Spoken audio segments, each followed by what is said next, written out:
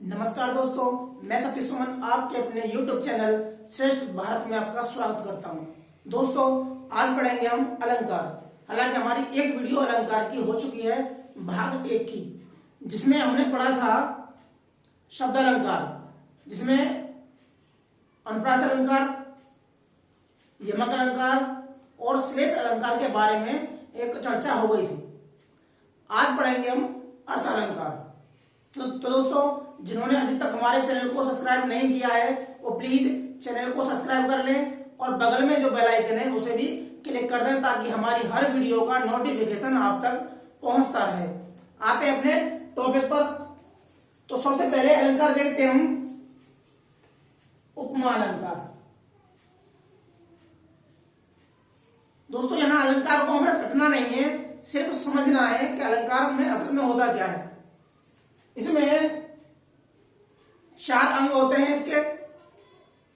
इसमें कहते हैं किसी की तुलना किसी से हो, यानी कि किसी की तुलना किसी से, एक फेमस चीज से तुलना हो तो उसे कहते हैं उपमा अलंकार। देखते हैं इसके अंग कौन कौन से 4। एक है उपमेय,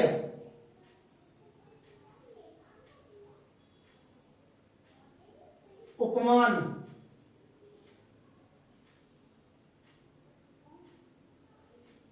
साधारण धर्म और वाचक शब्द।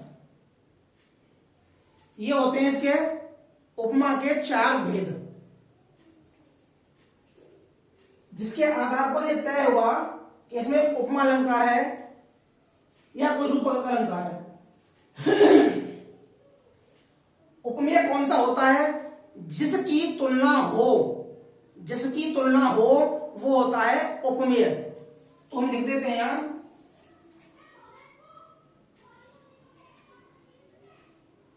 जिसकी तुलना। ठीक है दोस्तों, उपमान क्या है? जिससे तुलना हो, यानी कि हम कहते हैं कि सीता का मुख चंद्रमा के समान है। तो किसका मुख की बात कर रहे हैं हम? सीता का मुख। तो सीता कौन होगी? सीता का मुख क्या होगा? उपमेय होगा। यानी जिसकी तुलना किसकी तुलना हो रही है? सीता के मुख की तुलना हो रही है। किससे हो रही है? चंद्रमा के समान है, तो चंद्रमा से तुलना हो रही है। तो इसे कहेंगे हम उपमा को जिससे तुलना हो। जिससे यानी कि जिसकी तुलना हो और जिससे तुलना हो, उपमान हो गया। साधारण धर्म क्या है? कि तुलना किस आधार पर हो रही है। तुलना यानी तुलना या समानता, दोनों ही चीज बात है इसमें, कि तुलना या समानता का जो आधार है वो क्या है। यानी हम कहते हैं कि शेरशाह बहादुर है और वो हो बिल्कुल डरपोक, तो हम कैसे कहेंगे उसे भाई शेरशाह बहादुर है? या एक पतला आदमी है, उससे हम कैसे कहते हैं कि जो हाथी सा है? भाई हम जब भी कहेंगे जब उसके गुण, स्वभाव या प्रकृति दोनों समान हो या उनकी तुलना की गई हो। तो साधारण धर्म क्या है कि किसके आधार पर तुलना हो रही है, तो हम कहते हैं इसका आधार। वाचक शब्द क्या है? कि जो तुलना को बताएगा। हमें कहते हैं सीता का मुख चंद्र के समान है, चंद्र के समान है। तो इसमें क्या है? जो सीता का मुख है वो माना जाएगा उपमान, सॉरी उपमेय। तो तुलना किसकी हो रही है? मुख की तुलना हो रही है, तो ये कहेंगे उपमेय। किससे हो रही है? तो चंद्रमा से हो रही है, तो इसे कहेंगे उपमान। अब दोनों का जो तुलना करने का एक आधार है वो क्या है? सुंदरता है। तो हम लिख रहे समान सुंदर है। तो जो उसका आधार है तुलना का या समानता का वो है सुंदरता उसकी। तो इसे कहेंगे हम साधारण धर्म, साधारण धर्म। और वाचक शब्द क्या है? कि तुलना को बताएगा कि तुलना क्या है। तो ये होगा हमारा वाचक शब्द। यानी कि इसको हम हटा दें, इसको हम काट दें, तो हम कह देंगे सीता का मुख चंद्रमा के सुंदर है। मतलब कोई अर्थ नहीं निकलता जब तक वाचक शब्द न लगा हो उसमें। और कह दें शेरशाह बहादुर, शेरशाह बहादुर है। तो कौन है, हालांकि इसमें उपमेय नहीं दिया गया कौन बहादुर है, फिर भी उपमान कौन है, इसे कहेंगे हम उपमान। ये क्या है, ये वाचक शब्द है, वाचक शब्द। और ये क्या है, ये इसका साधारण धर्म है, यानी कि बहादुर का बहादुर होना साधारण धर्म है। और उपमेय इसमें गायब कर दिया गया है। हम कहते हैं रमेश, सुरेश या जो भी कहते हैं राम श्याम, वो होता हमारा उपमेय। तो इसमें उपमेय का लोप कर दिया गया है। इसमें क्या है, उपमान है शेर है, वाचक शब्द है सा है, और बहादुर है साधारण धर्म है।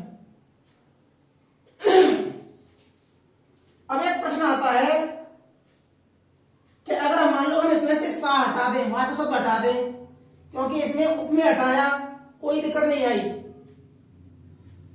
उपमेय हटाया कि फलाना या शेरशाह बहादुर है, उपमेय नहीं है, तो उसमें कोई दिक्कत नहीं आई, कोई अंतर नहीं पड़ा अलंकार पर। दूसरा कह दें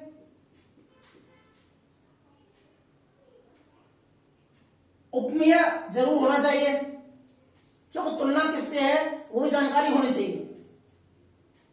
वाचक शब्द बहुत जरूरी होना चाहिए, क्योंकि वाचक शब्द ही बताएगा कि तुलना किस आधार पर है, किससे तुलना है।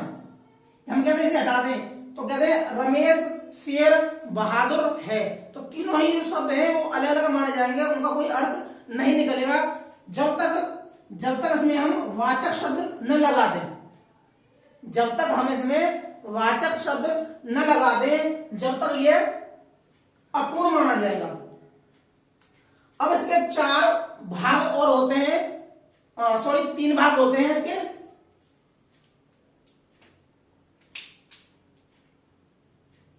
इसमें लिख देते हैं हम उपमा के भाग। तो पहला है पूर्ण उपमा। अब पूर्ण उपमा क्या होगा, जिसमें चारों जिस पंक्ति में यानी जिस अलंकार में उपमा के चारों अंग विद्यमान होंगे तो उसे कहेंगे हम पूर्ण उपमा। यानी कहते हैं रमेश शेर शाह बहादुर है, तो रमेश कौन हो गया, रमेश हो गया उपमेय, शेर कौन हो गया उपमान, शाह क्या है वाचक शब्द, बहादुर क्या है साधारण धर्म। तो ये चारों अंग विद्यमान है, इसलिए कहेंगे सर पूर्ण उपमा। ठीक है। दूसरा है इसमें लुप्तोपमा, यानी कि इसमें से कोई, इन चारों में से उपमा के जो चारों अंग हैं, अगर इनमें से कोई या किसी का एक लोप होता है उसे कहा जाएगा हमारा लुप्तोपमा। हम इसमें हटा दें शेरशाह बहादुर है, तो इसमें कौन गायब हुआ, उपमेय गायब हो गया, तो उसे कहेंगे लुप्तोपमा। हम इसको भी हटा दें,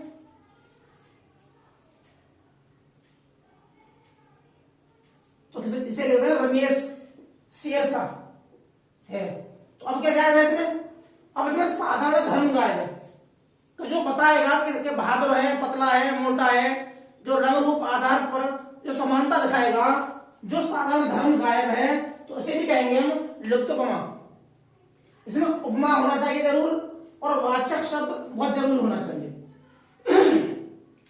तो ये होता है इसका लुप्तोपमा। तीसरा होता है इसमें मालोपमा। इसमें जब उपमान कई सारे हों, यानी कि उपमेय एक हो और उपमान कई हों, यानी कि सीता का मुख, जो सीता का जो मुख है, सीता के बाल ऐसे हैं, काली घटा से हैं, सीता का माथा ऐसा है, सीता की नाक ऐसी है, सीता के होठ गुलाब से हैं, सीता का मुख चंद्रमा सा है। तो इसमें क्या है, सीता का मुख क्या है, उपमेय है, और जो उपमान है वो कई है, गुलाब सा भी है, बादल सा भी है, ठीक है, पंखुड़ी से होठ है उसके। तो ये क्या है, इसे बोलेंगे मालोपमा। जब उपमेय एक हो और उपमान उसके अधिक सारे हो तो उसे कहेंगे हम मालोपमा। तो ये हमारा उपमा का परिभाषा, उसके अंग और उसके भाग यानी उसके प्रकार। और एक अगर आपको नहीं आता तो एक सरल सी पहचान और है कि जिसमें सा आ जाए, समान आ जाए, जैसा आ जाए, सम आ जाए, सरस आ जाए, तो ये इन्हें बोलेंगे वाचक शब्द। वाचक शब्द कहे जाएंगे जिस पंक्ति में सा, समान, जैसा, सम, सरल आदि वाचक शब्द आ जाए तो उसे कहा जाएगा उपमा अलंकार। ठीक है दोस्तों, एग्जांपल देख लिया होगा। रमेश शेरशाह बहादुर है, या हम कहते हैं कि शेरशाह बहादुर है। सीता का मुख चंद्रमा के समान है, या कहते हैं कि पीपर पात सरस मंडोला, अधिकतर एग्जाम में आता है यह एग्जांपल, पीपर पात सरस मंडोला। लिख देते हैं एक बार,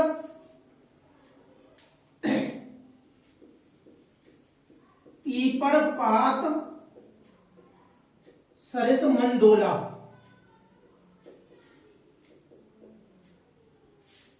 अब हमें पहचान करनी है इसमें तो उपमान कौन है, उपमेय कौन है, वाचक शब्द कौन है, या साधारण धर्म कौन है। तो उसमें पत्ता, पीपल का पत्ता, और इसमें ये है हमारा एक मन, एक है डोलना, एक है सरस।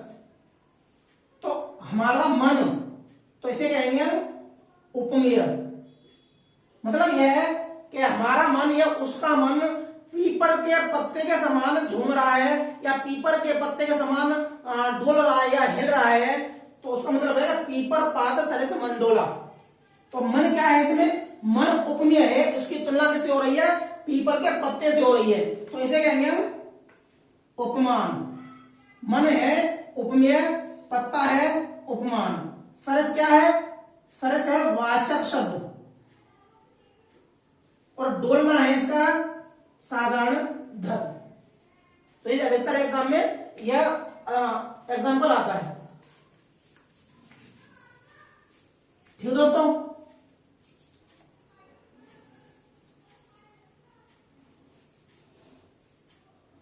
तो यहां कहते हैं इसके कुछ एग्जाम्पल, पीपर पात सरस मंडोला,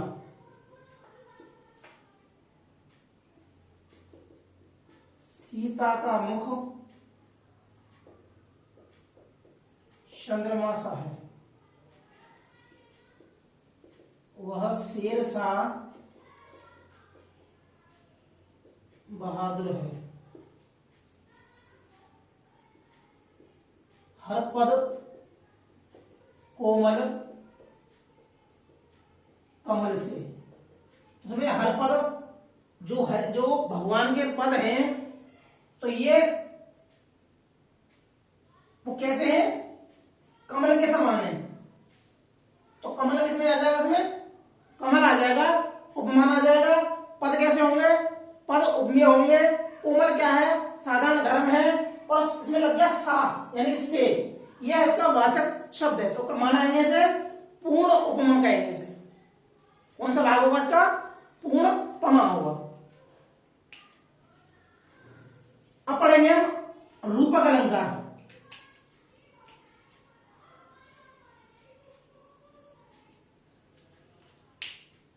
रूपक अलंकार में और उपमा अलंकार में ज्यादातर भेद नहीं कर पाते हैं, तो उसमें थोड़ी सी एक माइनर मिस्टेक रह जाती है कि देखो इसमें क्या है, सा आता है, तो वाचक शब्द में सा, समान, जैसा, सरस इसमें आएगा तो वो हो जाएगा उपमा अलंकार। और जिसमें वाचक शब्द का लोप हो यानी गायब हो, वाचक शब्द न आए, तो वो हो जाएगा रूपक अलंकार। एक तो हो गया इसका अंतर, ये वाचक शब्द का होना और एकदम वाचक शब्द न होना, एक अंतर होता है। दूसरा अंतर होता है कि हम इसमें तुलना कर रहे हैं या समानता दिखा रहे हैं। उपमा में हम तुलना करते हैं या समानता दिखाते हैं तो वो है उपमा है। हम यहाँ रूपक में समानता नहीं दिखाते, हम ये कहते हैं कि वो ही है, समानता दिखा रहे, हम कह रहे हैं वो ही है, उसमें हम आरोपित करते हैं। जैसे हम एक छोटी सी बात कह लें कि तू गधे जैसा है, तू यानी कि तू रमेश गधे जैसा है, तो जैसा लग रही है तो हम उसकी समानता दिखा रहे हैं कि वो गधे के समान है, तो कौन सा होगा? उपमा होगा। कि तू गधा है, तू गधा है, हम कहते हैं रमेश गधा है, तो कौन सा होगा? हम यहाँ समानता नहीं दिखा रहे, हम कह रहे हैं कि वो है ऐसा, वो ऐसे जैसा है, उपमा है, वो ऐसा है, वो गधा है, वो सूअर है, वो कुत्ता है, वो पाजी है, वो बहादुर है, ठीक है, वो मोटा है, वो छोटा है, वो पतला है, वो लूला है, वो लंगड़ा है, सब किसमें आ जाएंगे? रूपक में आ जाएंगे। तो उसमें हम समानता नहीं दिखा रहे, तुलना नहीं कर रहे, हम उसको मान लेते हैं, ठीक है।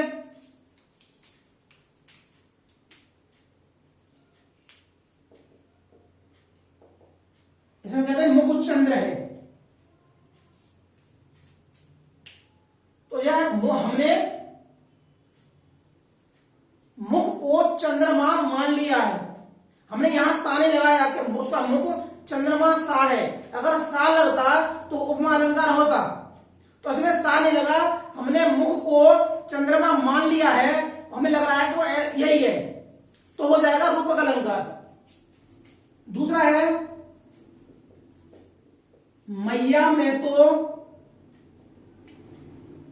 चंद्र खिलौना ले हूं। बहुत ही फेमस पंक्तियां है। श्री कृष्ण भगवान कह रहे हैं अपनी मैया से कि मैया मैं तो जो चंद्रमा है इसको खिलौना के रूप में लूंगा, खिलौना के रूप में लूंगा, यानी ये खिलौने को समान नहीं बताया गया है या उसकी तुलना नहीं की गई है। वो कह रहे हैं कि हम मैं यही लूंगा खिलौने के रूप में। एक एग्जांपल है कि अगर आपको और नहीं आए तो ये बीच में इसमें योजक शब्द लगता है, उपमेय और उपमान के बीच में योजक शब्द लगेगा, यानी कि चंद्र खिलौना, मुख चंद्र। कई बार नहीं भी लग पाता तो आप इसमें एक शब्द दे सकते हैं के रूप में, ठीक है। चंद्र खिलौना लेंगे वो खिलौने के रूप में लेंगे, वो वही लंबे में वही लूंगा उसके रूप में, तो हमने वो चीज मान ली गई है, उसे कहेंगे हम रूपक अलंकार। इसमें है एक और एग्जांपल आता है बीती विभावरी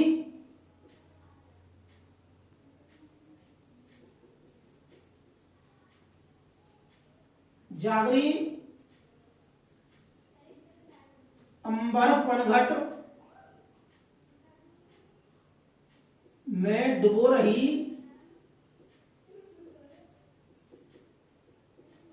तारा घट उषा नागरी। एक एग्जांपल ये है। एक है उदित उदयगिरी मंच पर, उदयगिरी मंच पर रघुवर बाल पतंग।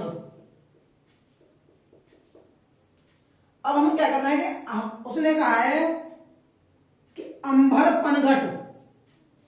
पनघट क्या है कि जहां महिलाएं पानी भरने जाती हैं, तो हमने क्या मान लिया है कि वो जो अंबर है यानी आसमान को पनघट के रूप में मान लिया है, यानी आसमान पनघट जैसा नहीं है, आसमान को पनघट मान लिया है, और जो तारों को घट मान लिया है यानी घड़ा मान लिया है, तो हमने मान लिया है, ठीक है ना, उसको रूप में माना है, तो इसे कहेंगे वो रूपक अलंकार, ठीक है।